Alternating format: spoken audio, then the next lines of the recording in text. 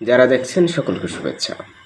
বহুল আলোচিত জুলাই ঘোষণাপত্রের খসড়া চূড়ান্ত করেছে অন্তর্বর্তীকালীন সরকার। ইতিমধ্যে বিভিন্ন রাজনৈতিক দলের কাছে সেই খসড়া প্রেরণ করা হয়েছে। জুলাই ঘোষণার খসড়ায় 27 দফা রয়েছে। সেই 27 দফার মধ্যে সমকাল পত্রিকার যে শিরোনামটি সেটা আমি পড়ে দেখেছি যে এই জুলাই ঘোষণাপত্র প্রকাশের পর তা সংবিধানে অন্তর্ভুক্ত করা হবে। এই যে 27 দফা, সেই 27 দফার মধ্যে বাকশালের কায়েমের কথা উল্লেখ রয়েছে, কিভাবে কায়েম হয়েছিল, আবার বাকশালের অবসান কিভাবে হয়েছে তা উল্লেখ রয়েছে। 75-এর 7 নভেম্বর সিপাহী বিপ্লবের কথা উল্লেখ রয়েছে।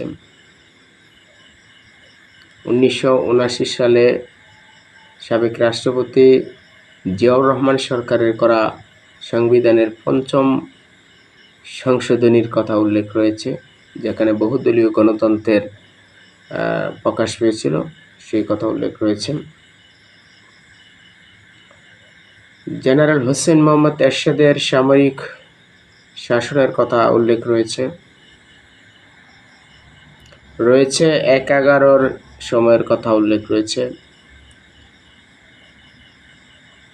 3টি নির্বাচনের কথা উল্লেখ রয়েছে, মূলত 2014, 18, 24 এই 3টি নির্বাচনের কথা উল্লেখ রয়েছে।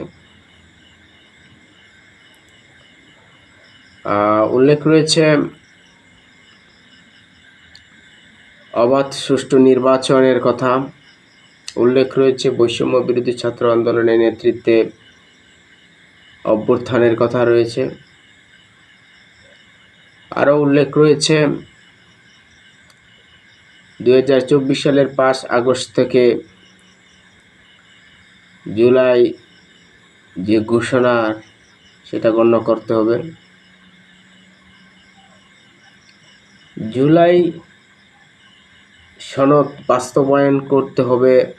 যে নির্বাচিত সরকার আসবে তার 2 বছরের মধ্যে তা বাস্তবায়ন করার কথা রয়েছে।